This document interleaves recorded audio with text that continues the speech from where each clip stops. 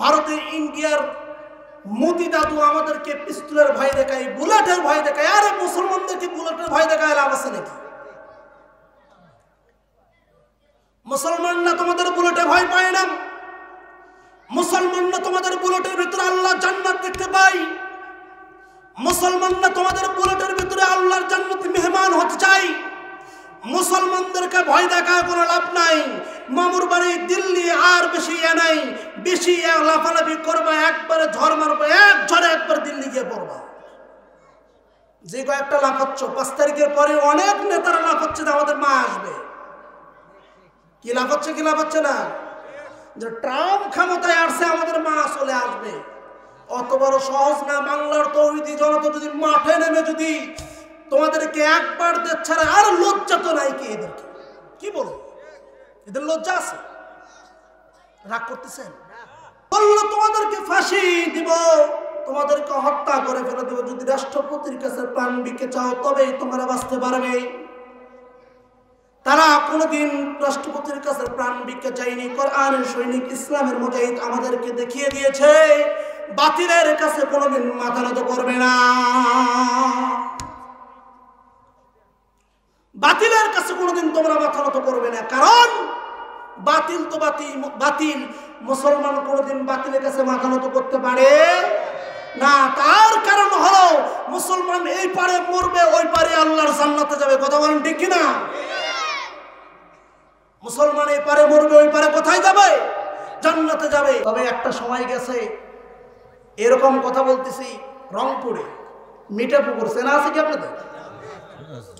আমি কথা বলতেছি, এই সময় ধাম করে আসে এরকম করে মাইকটা টান দিয়ে বলছে, বেটা বগুড়া থেকে আসে এখানে এসে আলোচনা করতেছস, তাড়াতাড়ি স্টেজ থেকে নাম, না হলে কিন্তু থানায় পাঠায় দেবে। কোথায় পাঠাবে? নমরুদের গোষ্ঠীরা কিসের ভয় দেখায়? ফেরাউন কিন্তু মুসা আলাইহিস সালামকে জেলের ভয় দেখাছিল। আপনারা ভুলে যান না, আল্লামা সাইদির নাম শুনেছেন?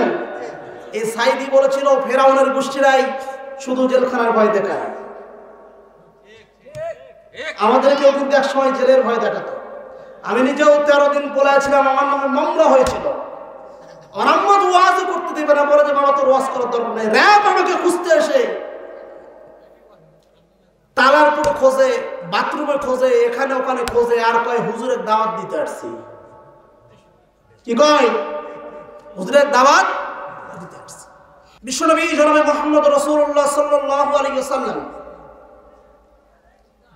রাত্রিবেলায় ঘুমায় আছেন। এমন সময়ের ভিতরে জিবরাইল এসে হাজির। নবী গো আর ঘুম পারবেন না, কারণ আপনি ঘুমান, কাফেররা বাহিরে আপনাকে মারার জন্য অপেক্ষা করে। নবীজিকে উঠায় দিয়ে এবার বললেন, নবী গো আপনি মদিনার উদ্দেশ্যে রওনা দেন। নবী আমার এক মুষ্টি হাতের মধ্যে বালু নিলেন, শাহাতের বুঝু বলে ফু দিলেন, বালুটা জমিনের ভিতরে ছেড়ে দিল। প্রত্যেকটা কাফের চোখের কোনায় কোনায় কোনায় কোনায় আল্লাহ তাআলা পৌঁছায় দিচ্ছেন। সুবহানাল্লাহ জোরে বলুন। পৌঁছায় দেওয়ার পরে সমস্ত কাফেররা বলতেছে, এই তো আব্দুল্লাহ ইয়াতিম বলা মোহাম্মদ যাচ্ছে, নে মার। ওরাই মারামারি শুরু করছে। এই ফাঁকি নবী আমার বিদায়। সুবহানাল্লাহ বলেন। এরপরে নবী আমার মদিনায় গেলেন। যাওয়ার পরে মদিনায় যখন গেলেন, যাওয়ার পরে রাষ্ট্রধর্ম ইসলাম গঠন করলেন। করার পরে 10,000 সাহাবী নিয়ে মক্কার জমিনে যখন আগমন করলেন, 10,000 সাহাবী নিয়ে নবী আমার মক্কার জমিনে আগমন করলেন। আগমন করার পরে কাফেররা বললেন যে আব্দুল্লাহ ইয়াতিম বলা মুহাম্মদ আসবে, যাকে পাবে তাকে হত্যা করবে। এমন একটা রব যখন এলাকার ভিতরে মক্কার ভিতরে যখন ছড়ায় দিলেন, দেওয়ার পরে এমন একটা রব যখন ছড়তেছে, ঠিক সেই সময়ের ভিতরে একজন বুড়ি মানুষ, সন্তানগুলো তাকে দিয়ে চলে গেছে, হাঁটতে পারে না, চলতে পারে না, একদম বুড়ি মানুষ। বিশ্বনবী তার সামনে দাঁড়াইলেন।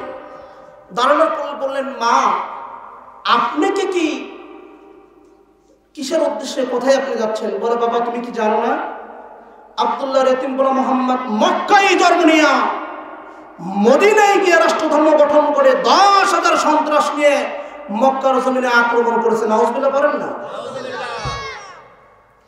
তাহলে কি বুঝলেন? নবীকেও একসময় সন্ত্রাস বলেছে। আজকেও যারা কোরআনের কথা বলে, হক কথা বলে, আজকেও যারা কোরআনের ময়দানে কথা বলে, এদেরকেও নারী কেলেঙ্কারি দিয়া সন্ত্রাস বানায় এদেরকে জাতির কাছে চিহ্নিত করতে চায়। কথা বলেন ঠিক কিনা? একদল মনে করে যে এদেরকে জাতির কাছে কলঙ্ক দিয়ে আমরা জাতির কাছে এদেরকে রাজাকার আলবদর বানাতে পারলেই ক্ষমতা পাওয়ার আমাদের হাতে। একদল মনে করে কি করে না? তারাও কিন্তু আজকে বিদায় হয়ে চলে গেছে, নাকি বলেন? মামুর বাড়ি দিল্লি গেছে। আপনারা খালি আমার সাথে খালি পয়েন্টে খালি থাকেন, তারপরে ইনশাল্লাহ দেখায় দেন, একটা গোছাড় দেবো না। করোনা শক্তিশালী হতে পারে, আওয়ামী লীগের চাইতে নয়।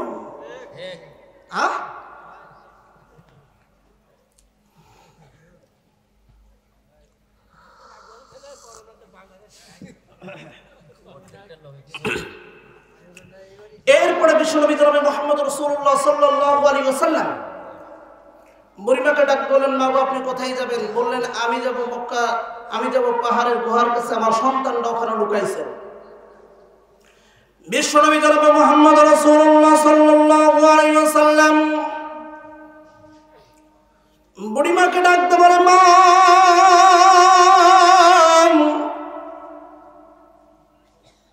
আপনার সন্তানরা আজকের দিনে আপনি কি থো পারাইছে যান, আমি আপনার পটলটা বহন করতে চাই। এরপরে নবী আমার পটলটা যখন মাথার ভিতরে নিল, নেওয়ার পরে আমার নবীজি বুড়িমা আগে আগে যাই, নবী আমার পিছে পিছে যাই। পাহাড়ের কাছে যাওয়ার পরে ডাকতে বললেন, মা আপনার সন্তানদেরকে ডাকেন।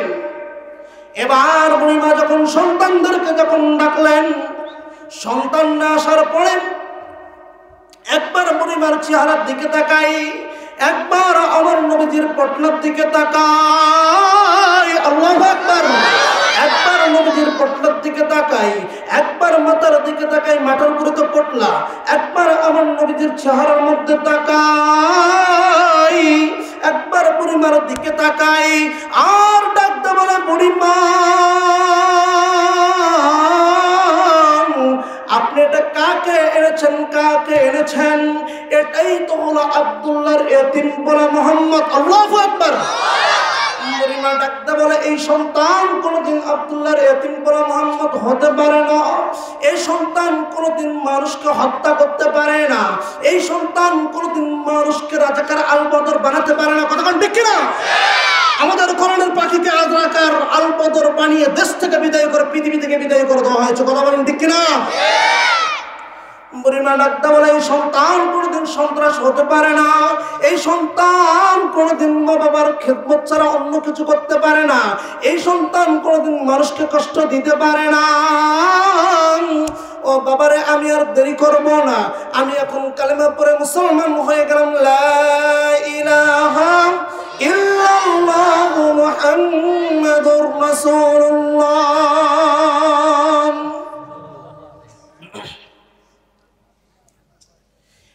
এরপরে বিশ্বনবী জনাবে মুহাম্মদ রাসূলুল্লাহ সাল্লাল্লাহু আলাইহি ওয়াসাল্লাম ওখান থেকে যখন মক্কার চত্বরে যখন চলে আসলেন, আসার পরে আমার নবীকে ডাকতে বলে, দেখো তো সাহাবীরা, এই চাবি এতদিন ছিল কাফেরদের হাতে, দেখো তো ওসমান বিন তালহা কোথায়? ওসমান বিন তালহাকে ডেকে নিয়ে আসো। ওসমান বিন তালহাকে যখন ডাকতে হলো, দেখতে পাই ওসমান বিন তালহা ঘরের দরজা জানলা বন্ধ করে দিয়া ঘরের ভিতরে চুপ করে বসে আছেন।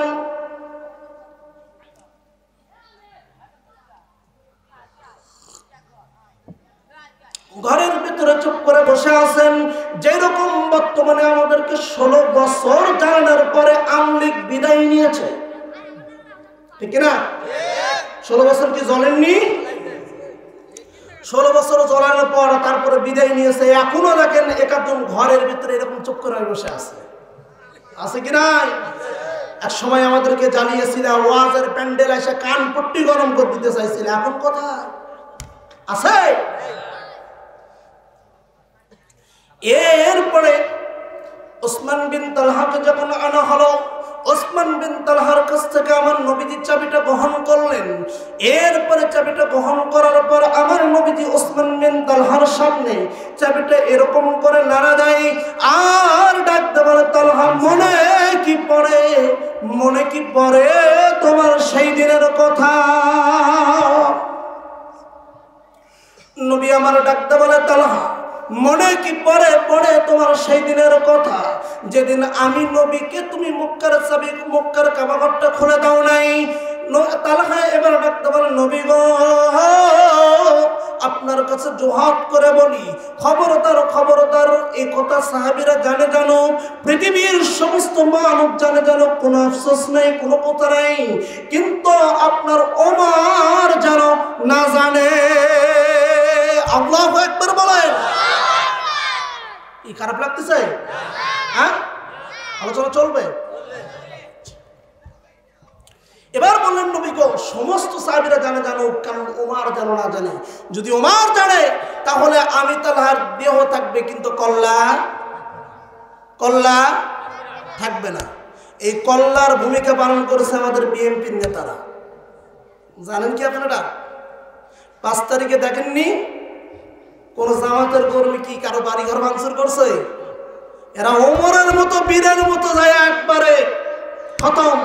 খুব জ্বালাইছো, 17 বছর জ্বালাইছো, 16 বছর জ্বালাইছো, কিচ্ছু বলি নেই, কিন্তু 5 তারিখে যেই পরিমাণ একেবারে দিয়ে দিছে, নাকি বলেন?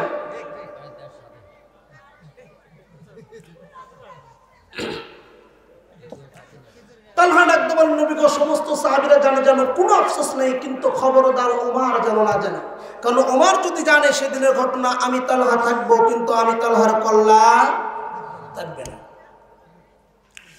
বিশ্বনবী জনাবে মুহাম্মদ রাসূলুল্লাহ সাল্লাল্লাহু আলাইহি ওয়াসাল্লামের সাথে তালহা সেদিন কি করেছিলেন?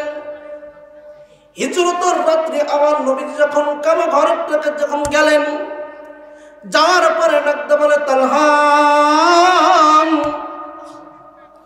আমাকে একটু কিছুক্ষণের জন্য একটু কাবা ঘরটা একটু খুলে দাও, মালিককে একটু দুটো সেজদা দেব, আবার বের হয়ে চলে আসবো। ও তালহা জোহাত করে বলি, আমাকে একটু কাবা ঘরটা একটু খুলে দাও। তালহা ডাকতে বলে, না না না না না, তোমাকে কাবা ঘরের চাবি খুলে দেওয়া যাবে না, তোমাকে কাবার তালাটা খুলে দেওয়া যাবে না। তার কারণ হলো তুমি ভাই ভাইয়ের সাথে শত্রুতা লাগায় দিয়েছো, তুমি ভাই ভাইয়ের সাথে শত্রুতা লাগায় দিয়েছো, বাপ সন্তানের ভিতরে শত্রুতা লাগায় দিয়েছো, মা সন্তানের ভিতরে শত্রুতা লাগায় দিয়েছো। তুমি তো একটা আলাদা বর্ণের মানুষ, তুমি তো একটা আলাদা ধর্মের মানুষ। না না না না না, তোমাকে কাবাঘরের চাবি কসিম কালেও কোনোদিন খুলে দেওয়া হবে না। আমার নবীজি যখন তালহাকে ডাকতে বলে, তালহা রে, জোহাত করে বলি, আমাকে একটু কাবা ঘরের চাবিটা একটু খুলে দাও। তালহা ডাকতে বলে, না না, তুমি আলাদা ধর্মের মানুষ, তুমি আলাদা বর্ণের মানুষ, না না, তোমাকে কাবা ঘরের চাবিটা খুলে দেওয়া যাবে না। এরকম করে যখন বললেন, নবী আমার এক পর্যায়ে বললেন, তালহা শুনে রাখো, শুনে রাখো, একদিন এই চাবি তোমার কাছে থাকবে না, এই চাবি একদিন আসবে আমি নবীর হাতে। সুবহানাল্লাহ বলেন। আপনাদেরকে যদি বলি যে এই বাংলাদেশের দায়িত্ব দেব, আপনারা কি নেবেন কি নেবেন না? যদি বলি যে মক্কার কাবাঘরের দায়িত্ব দিব, নেবেন কি নেবেন না? কি চাচা উঠে যাচ্ছে কেন? চাচা কি মুখ পেরে যাচ্ছে না সুদ পেরে যাচ্ছে? হ্যাঁ, সুদ পেরে যাচ্ছে। ও তাহলে ঠিক আছে। তা আমি যদি এখন ধরে আপনারা যদি কই যে 1 নম্বর যাবো, হ্যাঁ, ছুটি দিবেন না? এটি তোর সারি দিন। আমি যদি বলি 1 নম্বর যাবো, আপনারা দাওয়াত দিবেন? আপনারা বলবেন, হুজুর যাই দাওয়াত দিছে আমার এই ভাইকে বলবেন যে হুজুর, এই হুজুর কোথেকে তোরা নিয়ে আসছো রে, হুজুর ওয়াজ করতে করতে 1 নম্বর যাবার চাই। তাহলে আপনারা, আমি যদি যাই আপনাদের কষ্ট লাগবে, তাহলে আপনারা গেল আমারও তো কষ্ট লাগে, নাকি আনন্দ লাগে? কষ্ট লাগে না? যখন আপনারা যখন সামনে থেকে যখন চলে যাবেন, তখন আমি ভাববো যে আমার আলোচনা তাহলে হচ্ছে না, যার কারণে তো ছোট চলে যাচ্ছে। যেন মেহেরবানি করে যাবেন না, নাকি জুতা পাশে নিয়ে বলছেন যে হুজুর যাই কিছু চলে যাবো, সে ক্ষেত্রে আবার আসুন বড় হুজুর যেহেতু আছে। এরপরে বিশ্বনবী জনাবে মুহাম্মদ রাসূলুল্লাহ সাল্লাল্লাহু আলাইহি ওয়াসাল্লাম বলেন, সাহাবীরা এই চাবিটা এতদিন ছিল কাফেরদের অধীনে, আজকে আসছে মুসলমানদের অধীনে। এই মক্কার দায়িত্ব যে এই চাবি যে নেবে, পুরো মক্কা তার অধীনে, তার নেতৃত্বে চলবে। সুবহানাল্লাহ বলেন, সুবহানাল্লাহ আরো জোরে বলেন, আরো জোরে সুবহানাল্লাহ। বাইরে যারা আছে তারা যেন আসে, জানে যে ওখানে লোক আছে, মোরা বসে নাই, যে কয়েকটা আছে পাওয়ারফুল ইসলামের লোকই বসে আছে। কি বলেন? এরপরে হযরত আবু বকর বলতেছেন, নবী গো এই চাবি রাখার মতো যোগ্যতা, রাখার মতো যোগ্য ব্যক্তি একমাত্র আপনি, আপনার কাছে চাবি রাখলেই বড় ভালো হয়। নবীজি আমার বললেন, না আমি আমার কাছে চাবি রাখবো না, তোমাদের ভিতরে একজনকে দিবার চাই। এই কথা যখন বলছে, সঙ্গে সঙ্গে 10,000 সাহাবী একসাথে হাত উঠছে। নবী আমার বললেন, সাহাবীরা 10,000 সাহাবী একসাথে হাত উঠছে, 10,000 মানুষকে তোর চাবি দেওয়া যাবে না। চাবি পাবে যে কোনো একজন, যে সব দিক দিয়ে 1 নাম্বার, তাই পাবে চাবি। হযরত আবু বকর হাত তুলছে, হযরত ওমর হাত তুলছে, ওসমান হাত তুলছে, আলী হাত তুলছে। এক ওস্তাদের ছাত্র 60 জন, 60 জনই কি 1 নাম্বার? হ্যাঁ, আমি যদি বলি 60 জনই 1 নাম্বার হবে না? আমি আপনাকে মিল করে দিব, আপনি খালি একটু জাস্টিফাই করে নেবেন, ঠিক আছে? হযরত আবু বকরকে আমার নবীকে ডাকতে বলা, আবু বকর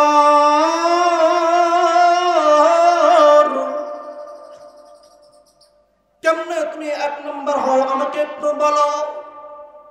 আবু বকর ডাকতে বলা, নবী গো আমি হলাম আপনার হিজরতের সাথী, আমি হলাম আপনার বাল্যকালের বন্ধু, আমি আমার কলিজার টুকরো মেয়েটাও আপনার কাছে বিবাহ দিয়েছি। আপনি তো বলে দিয়েছেন গোটা পৃথিবীর মানুষের আমল যদি 1 পাল্লাই করা হয়, আমার আবু বকরের আমলটা যদি অন্য পাল্লাই দেওয়া হয়, তবে আমার আবু বকরের আমলটাই সবচেয়ে বেশি ভারী হবে। আল্লাহু আকবার। আপনি তো বলে দিয়েছেন ও নবী গো, তার মানে হলাম আমি আবু বকর 1 নাম্বার, নরমের দিক দিয়ে আমি হলাম 1 নাম্বার, ভালো মানুষের দিক দিয়ে আমি হলাম 1 নাম্বার, আপনার হিজরতের সাথীর দিক দিয়ে আমি হলাম 1 নাম্বার, আমার কলিজার টুকরার মেয়েটা আমি আপনার কাছে দিয়েছি, এদিক দিয়ে হলাম আমি 1 নাম্বার। কি 1 নাম্বার আছে? নবী আমার ওমরকে ডাকতে বলে, ওমর রে হাতটা কেন উঠাইছো জানবার চাই, কিভাবে তুমি 1 নাম্বার হও? হযরত ওমর ডাকতে বলে, নবী গো আমি 1 নাম্বার কিভাবে হয় আপনারা জানবার চান? আমার কলিজার টুকরা মেয়েটা আপনার কাছে বিবাহ দিয়েছি, তার নাম হলো হাফসা। আমি ওমর যেদিন ইসলাম ধর্ম গ্রহণ করেছি, সেই দিন থেকে আমি ওমর প্রকাশ্যে নামাজের হুকুম দিয়েছি, প্রকাশ্যে কাবার চত্বরে আমি মিছিল নিয়ে গেছিলাম, লড়াই তাকবীর আল্লাহু আকবার, আমি প্রকাশ্যে মিছিল নিয়ে গিয়েছিলাম। ও মুসলমান বন্ধু, কোথায় কথা চলে আসলো? হযরত ওমর যেদিন মিছিল নিয়ে যায়, কাফেররা চিন্তা করে, কিরে মুহাম্মাদের দলটা কি ভারী হয়ে গেল নাকি? এমন কোন মায়ের বেটা আছে যে মায়ের বেটা আমাদের কাবার চত্বরে মিছিল নিয়ে আসে? এমন কথা যখন কাফেররা যখন বললেন, সবাই যখন নাটি সটানে যখন বের হলো, এমন সময়ের ভেতরে হযরত ওমর সবাই লক্ষ্য করে দেখতেছে, এমন একজন মানুষ মিছিলের সামনে দাঁড়ায় আছে, যাকে দেখলে শয়তান পর্যন্ত 40 দিন চলে না, শয়তান পর্যন্ত 40 দিন যায় না, তাতে আমার নেতাদের খাওয়া আছে। তারপরও যখন হযরত ওমরকে মারার জন্য সবাই যখন সামনের দিকে আসতেছিল, হযরত ওমর টের পাইলেন, পাওয়ার পরে ডাকতে বলো, মক্কার কাফেররা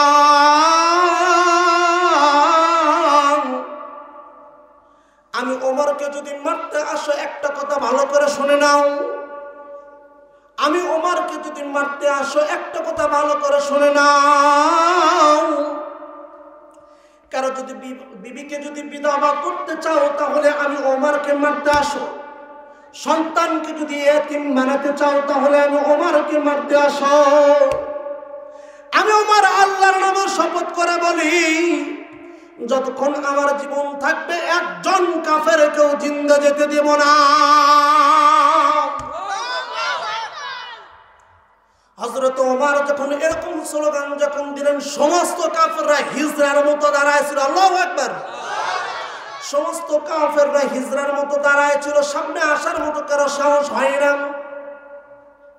মুসলমান ভাইরা আমার, মুসলমান বন্ধুগণ, হযরত ওমর বলতেছেন, হুজুর আমি কাবার চত্বরে মিছিল নিয়ে গিয়েছিলাম, এই দিক দিয়ে হলাম 1 নাম্বার।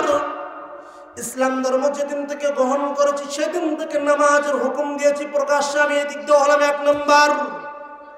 যেদিন থেকে আমি ওমর ইসলাম ধর্ম গ্রহণ করেছি সেদিন থেকে আমি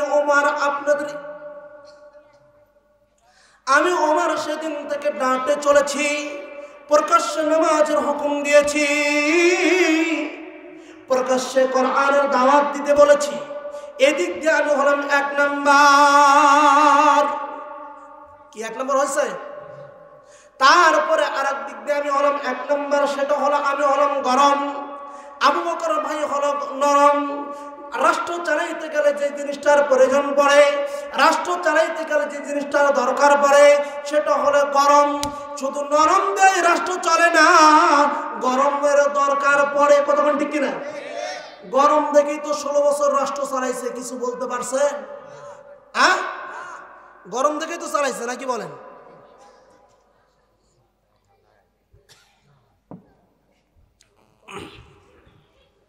তারপরও কিছু বলতে পারেন না। হযরত আবু বকর বলতেছেন, হযরত ওমর বলতেছেন, আমি এদিক দিয়ে হলাম গরম। রাষ্ট্র চালাইতে গেলে নরম মানুষ দিয়ে হয় না। আমার আবু বকর ভাই হলো নরম, আমার আবু বকর ভাই হলো নরম দিলের মানুষ। রাষ্ট্র চালাইতে গেলে নরম দিয়ে হয় না, রাষ্ট্র চালাইতে গেলে যে জিনিসটার দরকার পড়ে সেটা হলো গরম। এমন সময়ের ভিতরে হযরত ওসমানকে আমার নবীজি ডাকতে বলে, ওসমান হাতটা কেন তুলছো, জান বাড়ছে? হযরত ওসমান ডাকতে বলেন, নবী গো, আপনি তো বলে দিয়েছেন আমি হলাম জুন্নুরাইন, 2 নূরের অধিকারী। আল্লাহু আকবার। আমি হলাম জুন্নুরাইন, 2 নূরের অধিকারী, আমি হলাম আপনার ডাবল জামাই। তারপরে রাষ্ট্র চালাইতে গেলে যে জিনিসটার দরকার পড়ে, আমার আবু বকর ভাই হলো নরম, ওমর ভাই হলো গরম, কিন্তু রাষ্ট্র চালাইতে গেলে যে জিনিসটার দরকার পড়ে সেটা হলো মামু। মামু মামু ছাড়া তো রাষ্ট্র চলে না। রাষ্ট্র চালাইতে গেলে যে জিনিসটার দরকার পড়ে সেটা হলো টাকা। টাকা যেহেতু আমার বেশি, রাষ্ট্রের দায়িত্ব আমি পাবো। কি বলেন? আবু বকর ভাই এবার হযরত আলীকে বলতেছেন, আলী রে, তুমি কি জন্য হাতটা উঠে আছে জানবার চাই? কয়, আমার আবু বকর ভাই হলো নরম, ওমর ভাই হলো গরম। নরম হলে নরম দিয়ে রাষ্ট্র চলে না, গরম দিয়েও রাষ্ট্র চলে না। ওসমান ভাইয়ের আছে টাকা, আমার তো টাকা নেই, টাকা দিয়েও রাষ্ট্র চলে না। আমার কাছে যেটা আছে সেটা হলো বুদ্ধি। রাষ্ট্র চালাইতে গেলে টাকা পয়সা এগুলোতে চলে না, বুদ্ধি যার বেশি রাষ্ট্র তাই চালাতে পারে। কতক্ষণ ঠিক কিনা? দেখেননি বুদ্ধির চোটে দিনের ভোট রাতে করছে। আমি যদি জানি যে আপনি আমাকে থুইয়া একটা বিপদে পড়ছি, ধরেন আপনার সাথে আমার মারামারি বাচ্চা, আমার দলের সবগুলো আছে আর আমি থুইয়া পড়াইছি, তাহলে কি আপনি কি পরবর্তী সময় আমার কাছে আসবেন? তাহলে কোন সাহসে বলে যে মা আসলেই খবর আছে? কিসের জন্য আসবে? মরার জন্য। আল্লাহ রাসূল বলেন, এই জমিনের ভিতরে যোগ্য লোকের আসর গুলো যখন অযোগ্য লোকেরা যখন দখল করবে, যোগ্য আসর গুলো যখন অযোগ্য লোকেরা যখন দখল করবে, আসমানের মালিক বরকত বলতে কিচ্ছু দিবেন না। বরকতের দরজাগুলো সবগুলো দরজা বন্ধ করে দিবেন। আমরা দেখতে পাচ্ছি সময়ও ভূমিকম্প হয়, অসময়ে ভূমিকম্প হয়, কতক্ষণ ঠিক কিনা? আমরা দেখতে পাচ্ছি সময়ও বৃষ্টি হয়, অসময়েও বৃষ্টি হয়, কথা বলেন ঠিক কিনা? আমরা দেখতে পাচ্ছি সময় যখন আমাদের আসে তখন কোনো বৃষ্টি পাই না, যখন সময় আমাদের বৃষ্টিরও দরকার নাই ঠিক সেই সময় বৃষ্টি আসে, কথা বলেন ঠিক কিনা? আল্লাহ রাসূল বলেন যোগ্য লোকদেরকে যখন কণ্ঠাসা করে রেখে দেওয়া হবে, যোগ্য ব্যক্তিদেরকে যখন এই জায়গার মধ্যে কণ্ঠ নালী রোধ করে যখন হত্যা করে দেওয়া হবে, যোগ্য লোকেরা যখন ওই দেশের মধ্যে রাষ্ট্রের ভিতরে যখন না থাকবে, ঠিক তখন আল্লাহ তাআলা কাফেরদের জন্য এগুলো বরকত পাঠায় দেবে।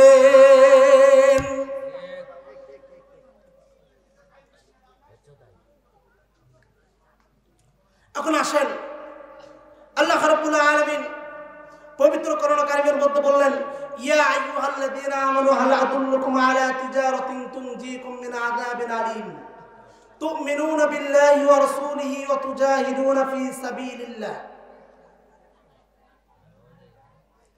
এই আয়াতটা যখন সাহাবীরা বললেন, ইয়া রাসূলুল্লাহ,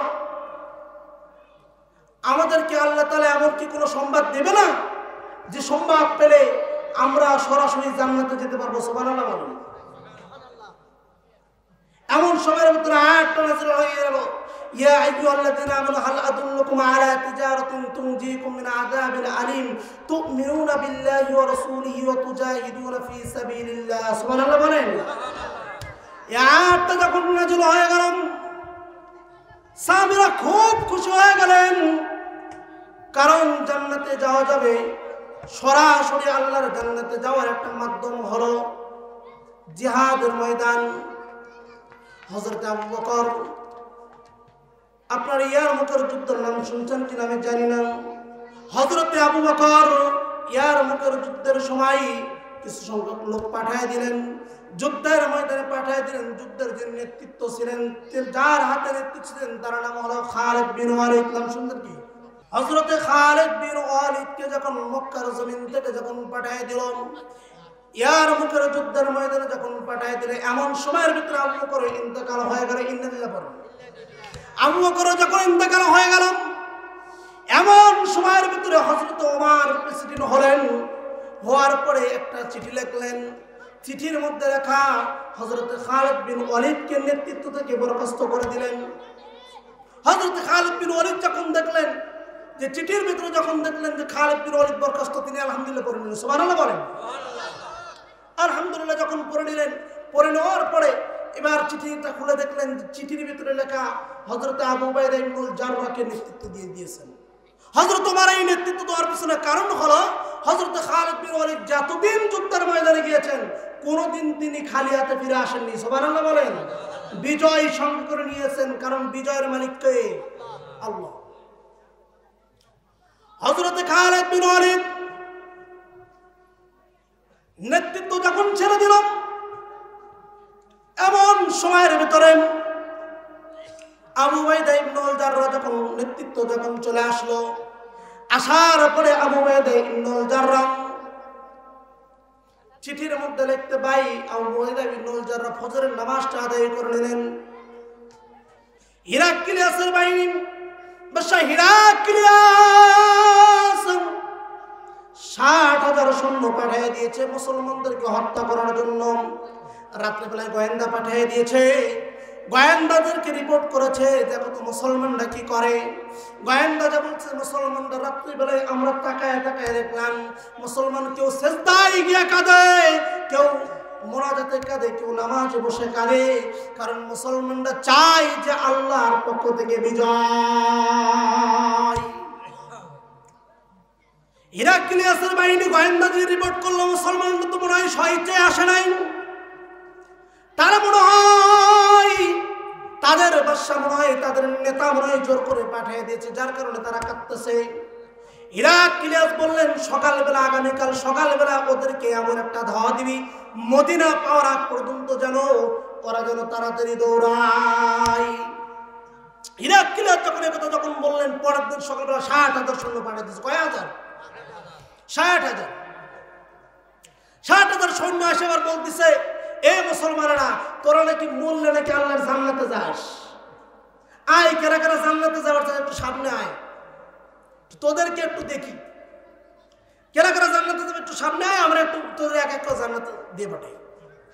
এরকম কথা যখন বললেন, আবু উবাইদা ইবনুল জাররাহ বললেন, ও রাসূলুল্লাহ সাহাবীরা, তোমাদের কোনো টেনশন নাই, তোমাদের কোনো চিন্তা নাই, তোমাদের কোনো ভয় নাই, কারণ কাফেররা আমাদের সাথে ঠাট্টা বিদ্রূপ করে, কাফেররা আমাদের সাথে ঠাট্টা করে, তারা আমাদের সাথে মস্করা করে। আল্লাহ যদি চাই আমরা ঠাট্টার জবাব ঠাট্টা দিয়ে দেব ইনশাআল্লাহ।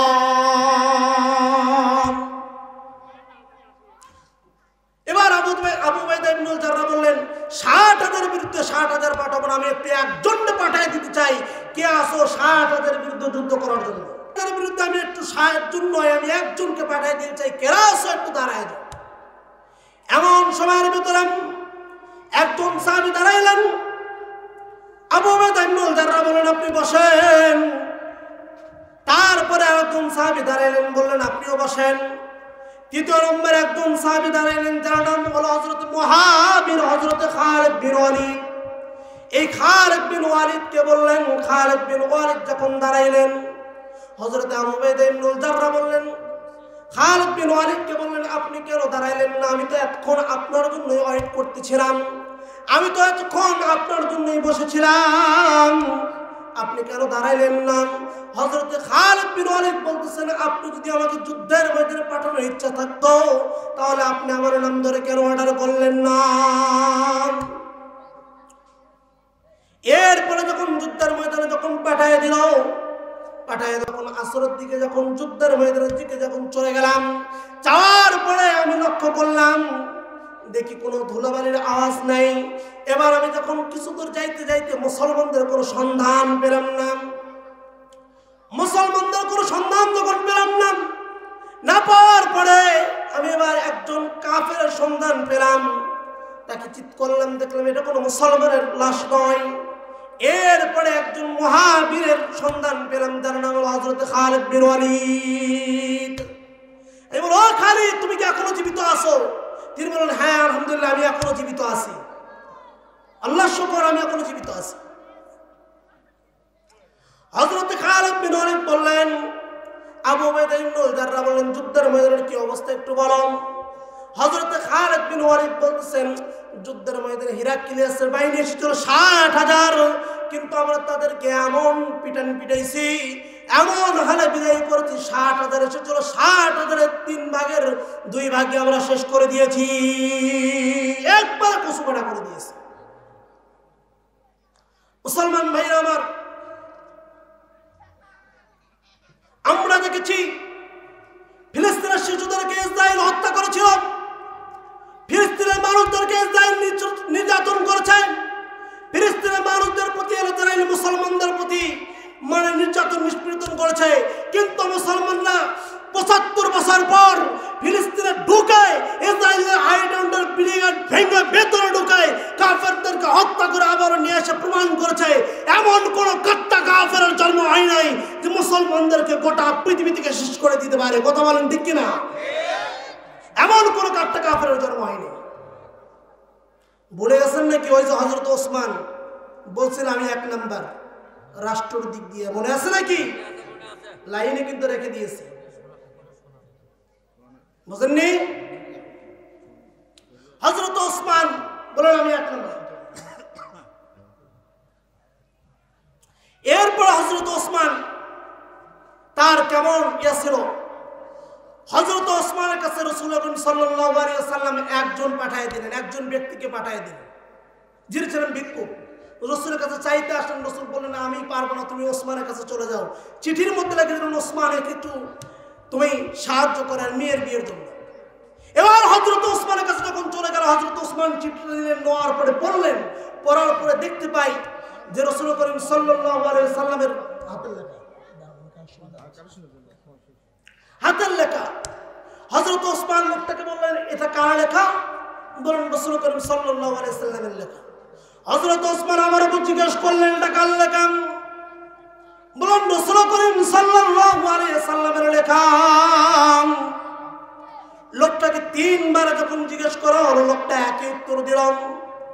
এরপরে বললেন, বুঝতে পারছি আপনি দিবেন না, যার কারণে এই প্রশ্নটা করেছেন। এরপরে হযরত ওসমানের কাছ থেকে যখন চলে গেল, রাসূলকে যখন বললেন, রাসূল বলেন, কি বলো? আমার ওসমান তো এরকম হতে পারে না, আমার ওসমান তো এরকম হতে পারে না। এমন সময়ের ভিতরে দেখা গেল রাসূল করিম সাল্লাল্লাহু আলাইহি ওয়াসাল্লামের দরবারে হযরত ওসমান তার মাথার গাঁটটা নিয়ে আসতেছেন। রাসূল করিম সাল্লাল্লাহু আলাইহি ওয়াসাল্লাম জিজ্ঞেস করলেন, ওসমান রে,